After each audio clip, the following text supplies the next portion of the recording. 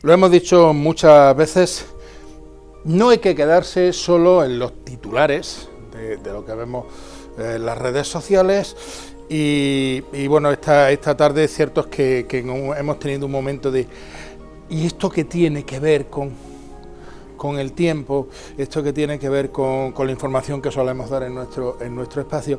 Porque me han mandado el enlace de una noticia y la miro y el titular era algo así como exonerado del delito de complicidad en el fin de...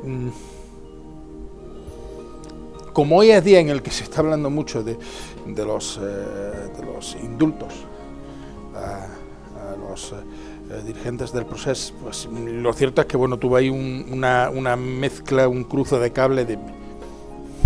¿Qué tiene que ver esto con la información, insisto, que damos en nuestro espacio? Y ya me paro a leerlo todo. Y la cosa era algo así como exonerado del delito de complicidad en el fin de los dinosaurios. Vale, bien, ya, efectivamente. Bien, ¿de qué trataba precisamente el titular? Pues el titular trataba de que, hemos hablado en más de una ocasión, que en aquel pedruscazo que recibió la Tierra hace 65 millones y pico de años, que acabó con, entre otros, con los dinosaurios, también acabó con los helechos arborescentes y un montón de cosas más. El caso es que había muchas teorías que decían que solo el impacto de ese cuerpo en Chicxulub, en la zona de Yucatán, en México, no hubiera bastado para que se liara la que se lió. De ahí la búsqueda de cómplices. Se ha hablado de que había un vulcanismo extremo en la época, es decir, que ya estaba la cosa un poquito así y el hachazo definitivo fue la caída de ese cometa en Chicxulub. Que pudieron caer más de uno, pues bueno, pues efectivamente la noticia era que había un cráter en la zona de Siberia que por algunos momentos se había pensado que podía haber sido otro que había caído además de Chicxulub. Pues se ha comprobado que no, que el de la zona de Siberia es más moderno, con lo cual no tuvo nada que ver con el de Chicxulub. Y hablando con esta persona en cuestión, dice, por cierto, ¿y cómo se sabe que fue lo que extinguió esa caída de ese cometa en Chicxulub? ¿Cómo se sabe que fue lo que extinguió? Es decir, ¿cómo se sabe que hubo una extinción ligada a algo extraterrestre? La pregunta es relativamente fácil. Vamos a ver, la extinción marca el final del periodo Cretácico y el comienzo del periodo Paleógeno. A pesar de las películas, el fin de los dinosaurios se produce al final del Cretácico, no en el Jurásico, a pesar de Parque Jurásico. Digamos que el periodo Jurásico pudo ser quizás la edad de oro de los dinosaurios, pero se extinguieron al final del Cretácico. De hecho, hay una mezcla de dinosaurios de ambos periodos en las películas, ¿no? ¿Cómo sabemos que esa gran mortandad que se produjo al final del periodo Cretácico, que marca el final del Cretácico, se produjo por un objeto extraterrestre, o sea, de fuera de la Tierra, no estamos hablando de aliens? Pues porque en esa frontera entre el Cretácico y el Paleógeno, en la que aparecen un montón de fósiles de dinosaurios que después ya no aparecen, nos encontramos en toda la Tierra una fina capa de iridio. El iridio es un mineral muy escaso en la Tierra, pero bastante abundante en algunos meteoritos cometas que han ido cayendo. Con lo cual, Si nosotros nos encontramos en el Valle de los Pedroches un arcón de madera, y el arcón de madera está hecho, por ejemplo, de secuoya, que es un árbol que se da en América del Norte, pues podemos llegar a la conclusión de que es que lo han traído de allí. Lo han traído de allí. ¿Por qué? Pues porque en España no hay secuoyas. Algo parecido. Por eso sabemos que esa gran mortandad que se produjo en el Cretácico, al final del Cretácico, en la frontera entre el Cretácico y el Paleógeno, se produjo por un objeto extraterrestre. Ligado a eso, es decir, vale, esa fue la mayor, no, ni con mucho. La del final del Cretácico fue una mortandad bastante grandecita, pero hubo otra al final del Triásico, y la más grande fue la del final del Pérmico. De hecho, se le conoce como la Gran Mortandad. En esa extinción masiva de final del Pérmico, el 95% de las especies del mar, no me estoy refiriendo al 95% de los individuos, sino de las especies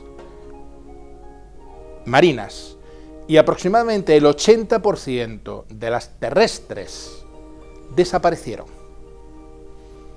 Es así, es cierto que no se saben demasiado bien las causas. Hay restos de cráteres de la época, pero también pudo deberse por un problema de vulcanismo. Posiblemente hay quien opina que un cráter que ha aparecido en la Antártida, muy grande, de la época, pudo provocar un vulcanismo extremo en la otra punta del mundo, en la zona de Siberia. Pero como decimos, la vida ha sufrido muchos golpes muy fuertes a lo largo de la historia de la Tierra, pero volviendo a Parque Jurásico, parece que la vida siempre se abre camino, y aquí seguimos.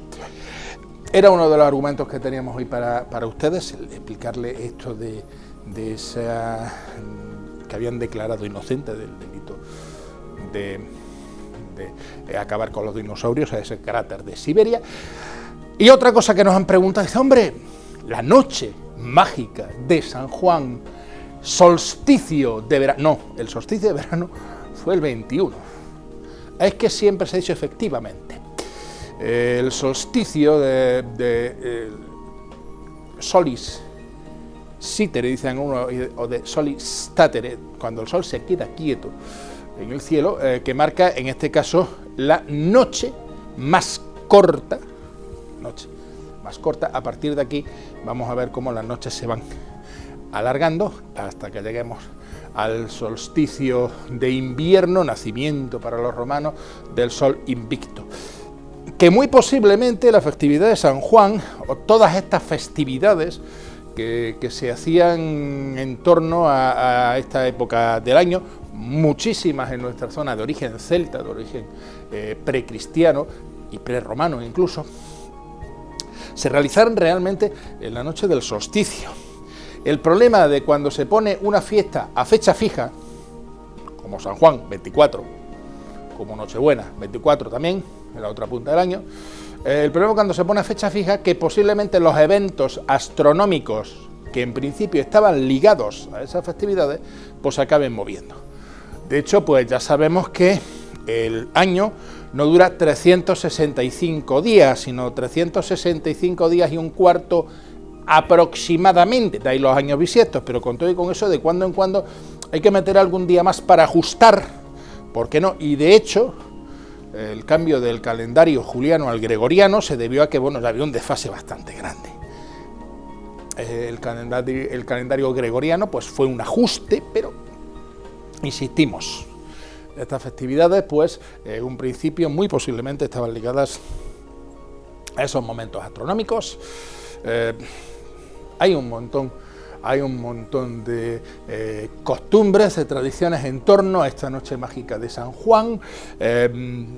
Muchas implican hogueras, fuego es una manera de quemar lo viejo, quemar lo malo, y sobre esas cenizas, fértiles cenizas con las que se fertiliza el campo, comenzar un año nuevo con buenos deseos.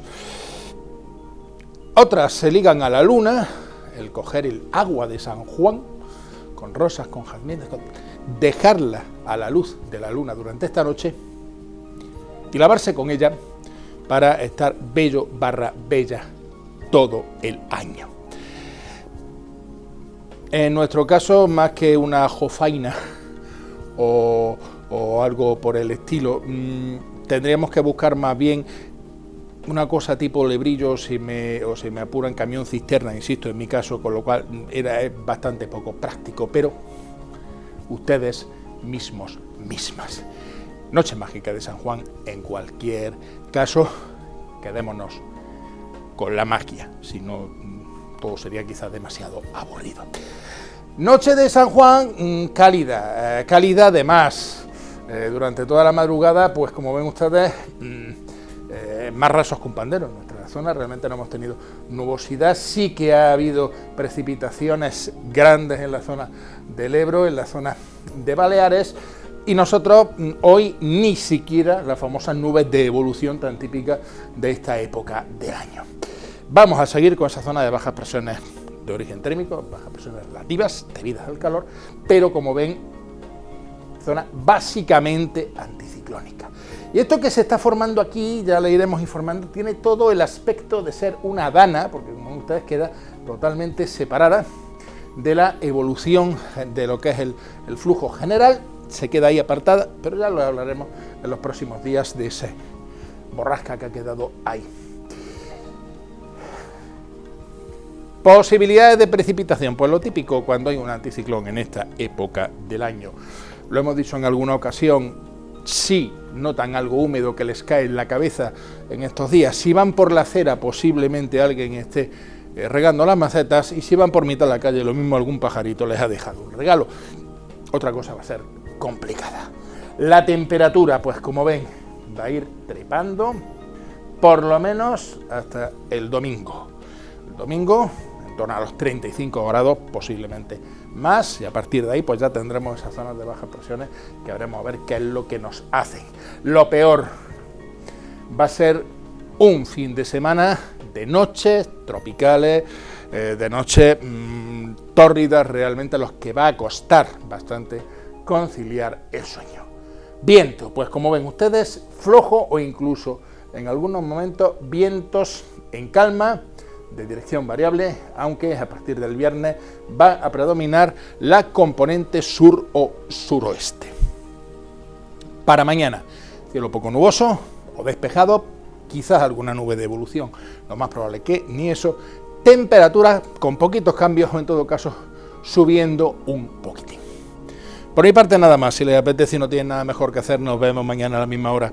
Hasta ese momento cuídense, sean felices, guárdense del calor y no me sean infieles.